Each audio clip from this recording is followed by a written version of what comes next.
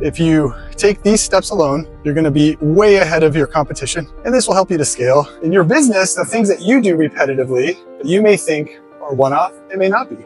I'm here in Venice near the Venetian arsenal. The Venetians were a powerful enterprise. They were a force to be reckoned with, over 1,100 years of dominance in the world.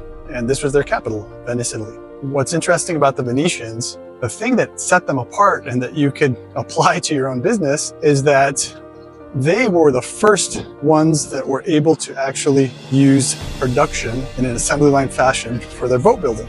That innovation made such a difference to their competitive advantage that they were in power for 1,100 years until 1797. Instead of making one ship at a time, they built different parts of the ship simultaneously. That reduced the time it took to build a ship. They also had specialized labor that they trained in-house, so they knew how to do the things just the right way. And they also had interchangeable parts, which of course makes it easy to replace things if they get broken. So what does that have to do with your business? Well, most of you, if you're not in manufacturing, you may think this doesn't apply, but it actually really does. In your business, the things that you do repetitively that you may think are one-off, they may not be.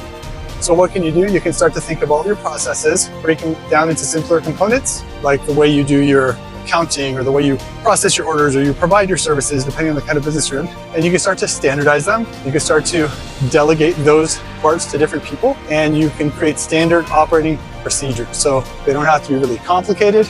And with technology today, it's really easy to screen record the software you're using for different things to standardize so other people can do it the same way. It's really easy to create documents that are easy to follow. So I recommend your takeaway from what made the Venetians great is start to think of how you could standardize things. So you're not starting from scratch, creating a unique boat every time.